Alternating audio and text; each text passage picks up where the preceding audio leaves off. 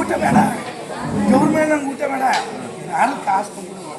ಕಾಸು ಕೊಟ್ಬಿಟ್ರೆ ಎಣ್ಣೆ ಹೊಡಿತೀಯ ನೀನು? ಹೊಡೆಯಲ್ಲ. ನನ್ನ ಹೆಂಡತಿ ಬೈತಾರೆ ಎಣ್ಣೆ ಮಾಡ್ಕೊಂಡು. ಇವಾಗಲೇ ವಾಸನೆ ಬರ್ತೈತೆ. ಅದು ಯಾರ ಜನ ನಿಮ್ಮಂತ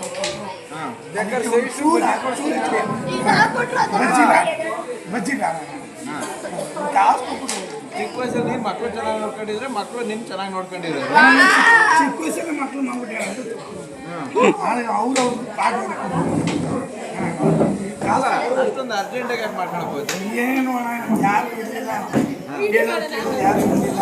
ಅಲ್ಲ ನಿಮ್ಮ ಕಾಲದಲ್ಲಿ ಕರೆಂಟ್ ಇರಲಿಲ್ವಂತೆ, ಅದಕ್ಕೆ ಬೇಕು ಯಾರು ಬರ್ತಾರೆ ಯಾರು ಹೋಗ್ತಾರೆ ಏನು ಗೊತ್ತಾಗ್ತಿರ್ಲಿಲ್ವಂತೆ. ಏನು ಮಾಡಿ ನಾನು ಹೆಂಗೆ ಊರು ಗೊತ್ತಿಲ್ಲ ನಮ್ಮ ಹಳ್ಳಿ ಕಡೆ. ಎಷ್ಟು ಮಕ್ಕಳು 7-8 ಇದ್ವು. ಹಂಗಾಗಿ ಹೋದ. ಹೌದಾ? ರಾಜ್ಕುಮಾರ್ ಅಂತ ಹೌದೇ?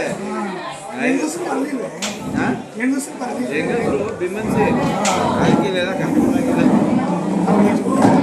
ಆಯ್ತು, ನಿಮ್ಮ ಆಶೀರ್ವಾದ.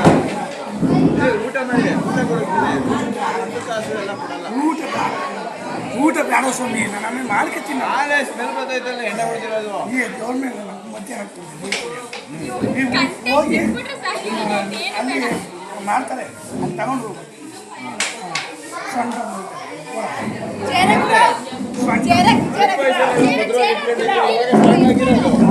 ಹೋಗಿತ್ತು ಅಂತ ಏನು ಆಟ ಕೂತ್ಕೊಳ್ಳಿ ಕೂತ್ಕೊಳ್ಳಿ ಕೂತ್ಕೊಳ್ಳಿ ಕೂತ್ಕೊಳ್ಳಿ, ಇಲ್ಲಿ ಇಲ್ಲಿ ಕೂತ್ಕೊಳ್ಳಿ. ಕೂತ್ಬಿಟ್ಟಿದ್ದಾರೆ ಸ್ವಾಮಿ, ನಾನು 10 ರೂಪಾಯಿ ನೀನೇ ನಂಗೆ ದುಡ್ಡಲ್ವಾ ಇದು? ನೋಡು ಹಂಗೆ ಕಡೆಗೆ ನಾನೇ ಹಾಕ್ಬಿಟ್ಟಿದ್ದೆ. ಅಲ್ಲಿ ಅವರು 1,000 ರೂಪಾಯಿ ಕೊಟ್ಟಾರ.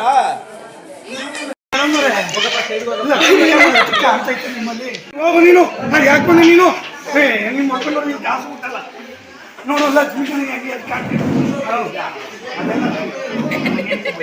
ಕೊಡ್ಬೇಡಿ ಮೇಡಮ್ ದುಡ್ಡ. 7 ಮಕ್ಕಳಿದಾರಂತೆ. ಇವ್ರ ಕಾಲದಲ್ಲಿ ಕರೆಂಟ್ ಇರ್ಲಿಲ್ಲಂತೆ. ಯಾರು ಬರ್ತಾರೆ ಯಾರು ಹೋಗ್ತಾರೆ ಏನು ಗೊತ್ತಾಗ್ತಿಲ್ಲ. ಹೋಗಪ್ಪ ಸುಮ್ಮನೆ ಅದು ಕೊಡ್ತಾರೆ. ನೀನು ಹೋಗಪ್ಪ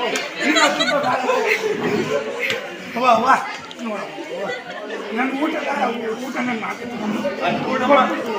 ಹೇಳಿ ನೋಡಕ್ ಅನ್ನಪೂರ್ಣೇಶ್ವರಿ ತರ ಇದ್ದೀರಾ ಅಂತ. ನಾನು ಲಕ್ಷ್ಮಿ ಅಂದ್ರೆ